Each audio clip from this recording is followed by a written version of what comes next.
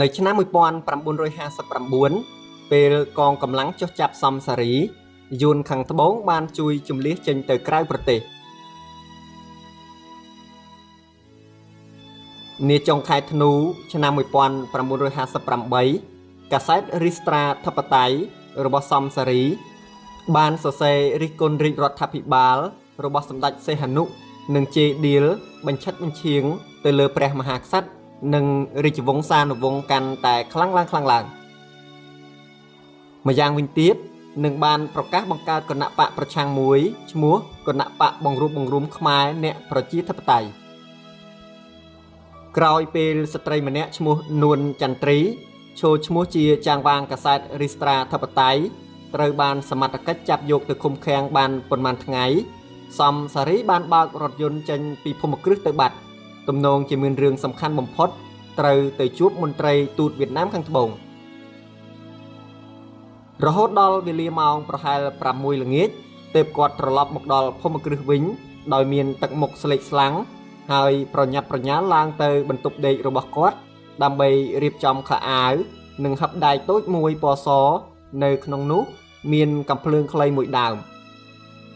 រួចគាត់បានឡើងទៅជន់លើបង្អស់លុតជង្គង់ថ្វាយបង្គំព្រះពុទ្ធបដិមាតាំងនៅលើអាសនៈធំមួយបន្ទាប់មកគាត់ក៏បានរត់ចុះមកខាងក្រោមវិញរួចបាក់ដៃហៅប្រពន្ធឲ្យមកជិតហើយអោនខ្សឹបឲ្យហៅកូនប្រុសច្បងទី1ឈ្មោះអេម៉ារ៉ាជូនគាត់ចេញទៅក្រៅប៉ុន្តែដោយសារកូនប្រុសច្បងមិននៅផ្ទះដូច្នេះប្រពន្ធគាត់ក៏ហៅកូនប្រុសទី2ឈ្មោះអេម៉ារិតឲ្យទៅជំនួសសំសារីបានឡើងបើករថយន្តម៉ាក Chrysler ដោយប្រពន្ធគាត់អង្គុយទន្ទឹមគ្នានៅបាំងខាងមុខនិងកូនប្រុសទី2អង្គុយនៅបាំងខាងក្រោយចាក់ចេញពីផ្ទះចេញទៅតាមបណ្ដោយផ្លូវត្រសក់ផ្អែមដោយគ្មានងាកក្រោយឬលើកដៃលាកូនផ្សេងទៀតកំពុងឈរមើលដោយការងឿងឆ្ងល់នោះបន្តិចឡើយហើយគាត់ក៏មិនប្រាប់ទិសដៅថាគាត់ត្រូវទៅណាឬថ្ងៃណាបានមកវិញដែរច្រើនឆ្នាំក្រោយមកអេម៉ារិតជាកូនទី2របស់សំសារីបានរំលឹកអំពីព្រឹត្តិការណ៍ខាងលើនេះថាឪពុករបស់គាត់បានបើករថយន្តម៉ាក Chrysler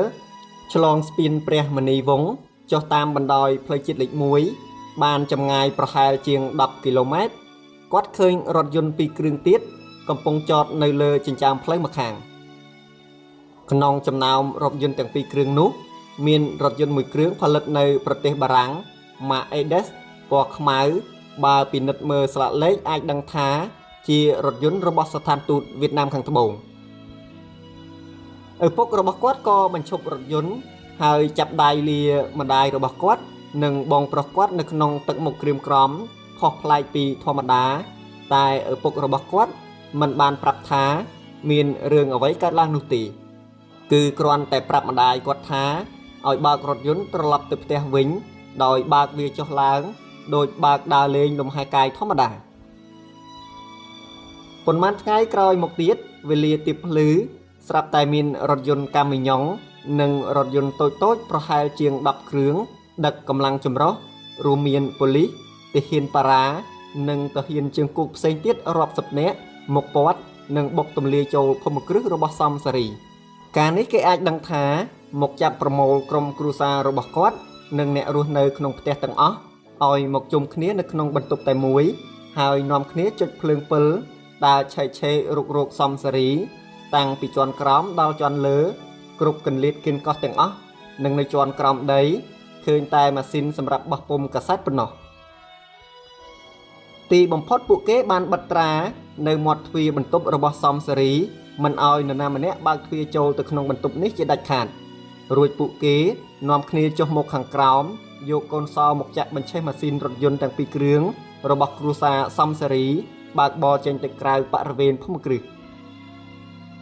តែមុនពេលនាំគ្នាចាក់ចេញទៅវិញអស់ពួកគេបានប្រាប់ថាទុករយៈពេល1ម៉ោងសម្រាប់ឲ្យប្រពន្ធនិងកូនសំសារីរៀបចំអីវ៉ាន់ដើម្បីចាក់ចេញឲ្យផុតពីភូមិគ្រឹះនេះហើយរថយន្ត2គ្រឿងនិងភូមិគ្រឹះនេះត្រូវរាជរដ្ឋាភិបាល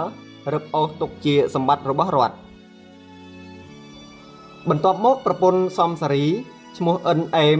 ត្រូវបានគេបង្ខំឲ្យលាឈប់ពីតួនាទីជា នាយិកាអនុវិទ្យាល័យព្រះនរោត្តម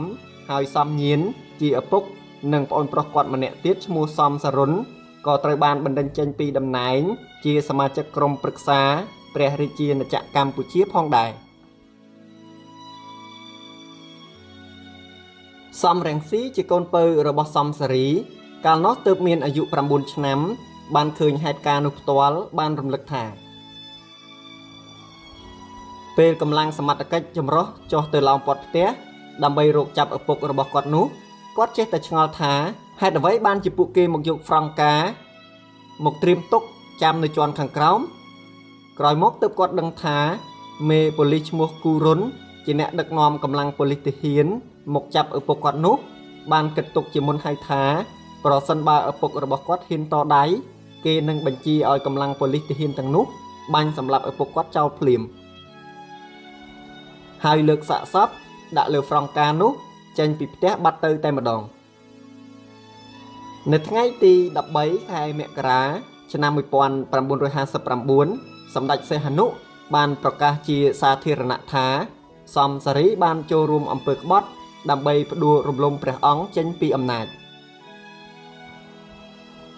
នៅព្រឹកថ្ងៃទី20ខែមករាឆ្នាំ1959នៅក្នុងវេទិកាប្រជុំប្រជារាស្ត្រមួយក្នុងខេត្តកំពង់ចាមដោយមានការចាក់ផ្សាយជាសាធារណៈតាមវិទ្យុដូចសពមួយដងនោះសម្ដេចសីហនុបានថ្លែងថាសំសារីរួមគំនិតជាមួយបរទេសក្បត់ជាតិខ្លួនឯងភ្លាមនោះដែររដ្ឋសភាក៏បានបើកកិច្ចប្រជុំបោះឆ្នោតជាឯកច្ឆន្ទថាសម្រាប់ឲ្យកម្លាំងសមត្ថកិច្ចតាមចាប់ខ្លួនសំសារីជាជនក្បត់ជាតិយកមកកាត់ទោសតាមច្បាប់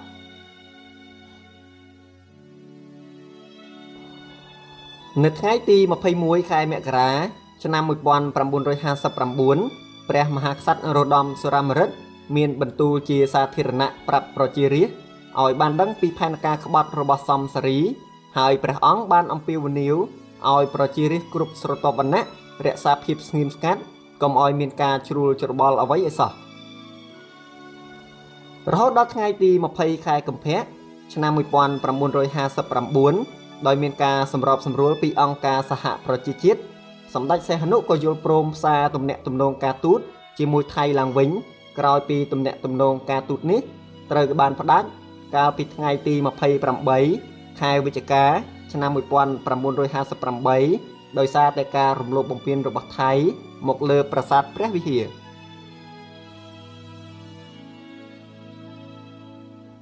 ប្រពន្ធពីមន្ត្រីជាន់ខ្ពស់ម្នាក់ក្នុងសម័យនោះបានអះអាងថានៅថ្ងៃទី6ខែមករាឆ្នាំ